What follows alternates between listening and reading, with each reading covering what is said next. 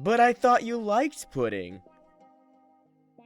This is the fourth story of revenge I have posted on Reddit, but it was the second bit of revenge I ever took and probably the most memorable in regards to sheer destruction. For a bit of backstory, I am a female with Asperger's syndrome who didn't experience her last growth spurt until she was almost in college. I was small during my freshman and sophomore years in high school and only weighing 65 pounds and 85 pounds in those respective years, and was very easy target for bullies due to attempting to be a good girl and not fighting back. That changed after my first and only explosive blow-up that ended with a particular bully sporting several broken bones and me being suspended for a few days. Following that event, the bullying died down for quite a bit for several months when several of the worst of the bullies realized that I wasn't going to beat them on a weekly basis. One particular bully lived in my neighborhood, practically across the street from me. He had been merciless in the past, doing everything from shoving me down and pulling off my shoes and tossing them into a pond where alligators lived to tearing up several of my books. The day he decided it was safe to start bullying me again, I was reading a Star Wars book on the bus, Shadows of the Empire.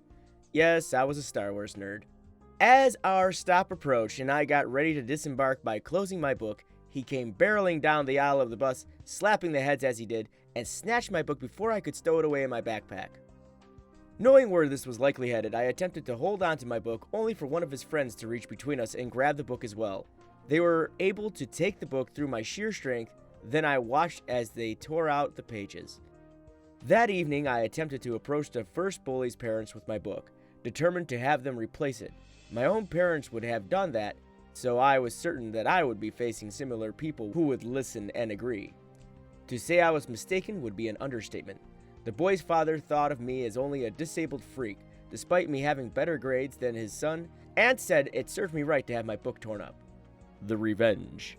My grandfather had taught me to never start fights, just finish them. To make the consequence for messing with me dire enough that people would think twice about hurting or bullying me, my parents had told me not to get into fights, considering the trouble that my first and only fight had gotten me into. I realized that I could finish this fight without throwing a punch. The family of the boy who tormented me, specifically the father and his son, were very proud of their yard. They did all of their own landscaping, mowing their lawn, and were very particular about it being exactly as they liked. Their big father-son bonding activity, so to speak. They always made sure that their sprinklers came on at a particular time of day, which was several hours before dawn. The bully didn't like getting up in time for the morning bus, which came at 6 a.m. each morning, which gave me plenty of time for my revenge. Cheap, instant pudding. That didn't taste good once could be bought in bulk sizes. When you live a mere mile from a store that sells those bags, which wasn't common 18 years ago, it is easy to get your hands on several bags of this pudding. It is also easy to spread this pudding powder across someone's lawn at 4:30 a.m. when no one else is up. An hour later, my own dad thinks I've just gotten up and watches me head out the door to school right as the sprinklers across the street turn on and the garbage truck makes its morning run. The bully wasn't in school that day. I only saw him in the afternoon when I returned home, standing in his ruined yard with his dad as they tried to clean up the chocolate pudding mess from their yard. Both glared at me, knowing I did it. I can't say that the bullying stopped with this event, but the school finally noticed that I was being targeted in particular by this guy, and several other teachers who liked me began to stand in the hall so he didn't dare do anything at school. Bus rides were still hell until the neighbors saw him kicking me on the walk home and began to organize a carpool, deliberately excluding him from the group. Alright, this is one of those stories that I read that sometimes I'm not 100% sure about the validity behind it, but it does show that there are people out there that do abuse other people just because of the slight differences between them.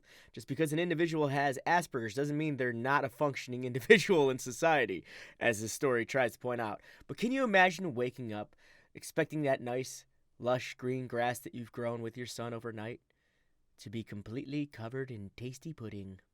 I'm not sure if it's a punishment, more so like a dream. Take away profits from animal aid organization? Ha! Good idea! After months of stress and struggle, my mom told me a wonderful resolution to a story I knew all too well, and it would be a sin not to post it here. Here's the cast names. Tess, my mom. Karen, event planner, worthy victim of ProRevenge. John, Tess's lawyer. For context, Tess is the vice president of a prominent non-profit organization, which we'll call HC for the sake of simplicity, whose main focus is to aid and protect pets, as well improve the situation of animals with no homes. Karen worked for HC under the role of an event planner, and one of the events that the entire board of HC as well as Karen had come up with was a fashion show. The event name must remain anonymous for reasons later revealed, but the main idea was that all the proceeds of the fashion show would go towards HC's animal relief provisions. After the event was set in stone months in advance, Karen quit for reasons unknown, and instead joined a competing and less humane animal organization. Here's where the problem arose. Karen began advertising HC's event name all over social media, but changed many essential details. She changed the date, time, and that the proceeds would go towards the place of her new employment. Little did she know, using the same name would not only cause much confusion among attendees, taking away HC's much-needed profit, but as everyone would later discover, it was also completely illegal. Tess reached out to Karen in a polite email asking her to simply change the name of the event she was hosting for the competing organization, explaining that it would be harmful to the profit of HC's event. Karen flipped. She responded back to Tess saying that she would not change the event name under any circumstances. Karen posted all over social media saying that HC was a corrupt organization and that she hopes that no one will attend the event of such a disgusting organization. She also thought it would be appropriate to reach out to the place hosting HC's event and tell them to cancel HC's event and instead host her company's event. They of course refused. Tess had come home many nights crying, upset that something as trivial as this was going to, in the long run, take away valuable profit from HC and the animals they're attempting to relieve. The publicity alone that Karen had attracted would bring irreparable damage. So after much consideration and counsel with her board members, Tess reached out to her organization lawyer, John. ProRevenge time. John reaches out to Karen and her organization in an email detailing that what she was doing was unlawful, and if she refused to comply with HC's request, she'd be sued for her damages. Apparently, even if she did have a hand in coming up with the event, she was under the employment of HC when it was created, and being an employee, all the intellectual property rights went to HC by default. This was actually detailed in the terms and general employment agreements, but I suppose that's just one more person who failed to read the terms and conditions. This time, Karen took up a level of immaturity, responding to John in a nasty, disrespectful email, maintaining her new routine of attacking HC on social media. But this time, she got many of her co-workers and friends to as well. So, what was Tess and John's response to this? Well, they sued!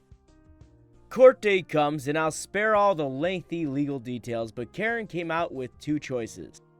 File for bankruptcy, or post an apology and a statement that HC was in the right and that she fully supports them, that they get all the rights to the event, and that she must sell $30,000 in tickets over the next 2 years. It's an annual event. A disgruntled and hesitant Karen chose door number 2. As of now, John and Karen are collaborating on a public apology, and she's got a hell of a lot of tickets left to sell. TLDR, lady tries to take away profits from an animal aid and relief organization, gets sued. Alright, this is a classic example of when the lawyer tells you to stop, you stop. You don't double down. You don't continue your stupidity. They are trained professionals. When they tell you to stop doing something, you stop doing that. It's really simple. I don't know what could have possibly went through this individual's mind to think that, he ain't gonna do anything, he's just threatening. Lawyers aren't paid to threaten, they're paid to follow through. You're a dummy. Also, steering money away from a non-profit organization aimed to help animals? That's pretty messed up. I'm not lying, that's pretty messed.